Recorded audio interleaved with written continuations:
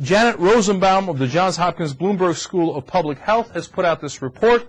It is going to be in the January issue of Pediatrics, and it is on the issue of whether virginity pledges work. Now, what do you think? Of course they don't work. She studied the groups of people who took the pledge and did not take the pledge. It was a sophisticated study because she took the same demographics, socioeconomically, etc., and compared like groups so that you had a better sense of whether the pledge made a difference or it didn't make a difference.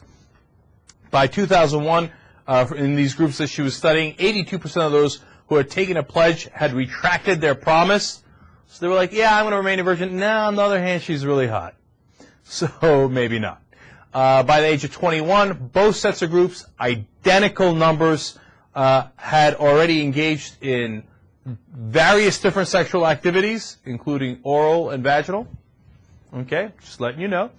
And furthermore, had on average 3 sexual partners by the age of 21. That's also an interesting fact. And had done the same level of sexual activity and the same level of partners and engaged in sex at about the same age, their first encounter at about the same age. So the virginity pledge didn't matter at all, except in one category. The ones who took the pledge had riskier sex. They would not use a condom in 76% of the time. They said 24% of the people who took the pledge would use a condom all the time, whereas 34% of the people who did not take a pledge would use a condom more. So, and other forms of contraception as well, about 6% on birth control. So they are having riskier sex. Now, as it happens in this study, luckily, they did not contract sexual diseases at any higher rate. But the bottom line is, does the virginity pledge work?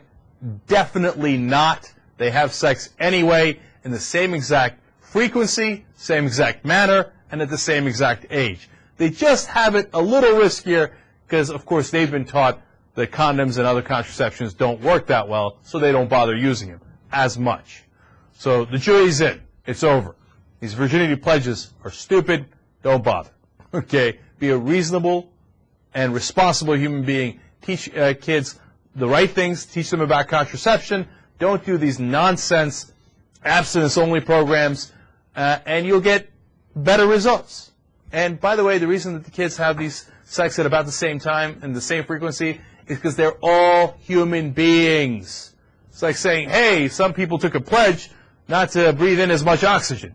But it turns out they breathe in just as much oxygen as the people who didn't take the pledge. Of course! That's what humans do. We breathe in oxygen. And when we're kids, we want, kids meaning 16 to 21, we want to have sex. And we do!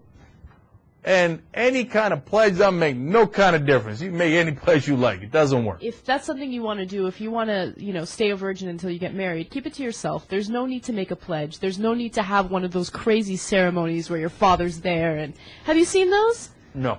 There are these virginity pledges where these young girls go to like a virginity pledge party with their father. And they basically make a promise to their father that they're going to remain virgins until they're married.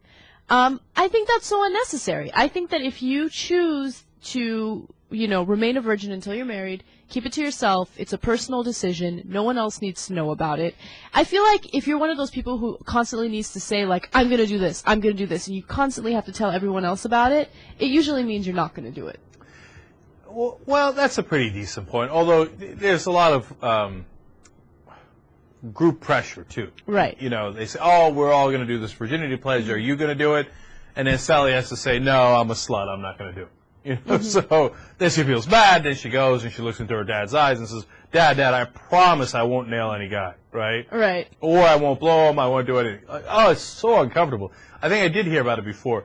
And then what they do is they dance with the father. It's like a little creepy. It's weird. It's so creepy. Like, I've never had any sort of discussion like that with my father. Can you imagine looking into your dad's eyes and be like, Dad, I promise I won't sleep with anyone or do any other sexual activity with them until I'm married, okay? My dad never even came close to talking to me about that kind of stuff. He avoids it at all costs. My mom is the one who's like, I'll kill you.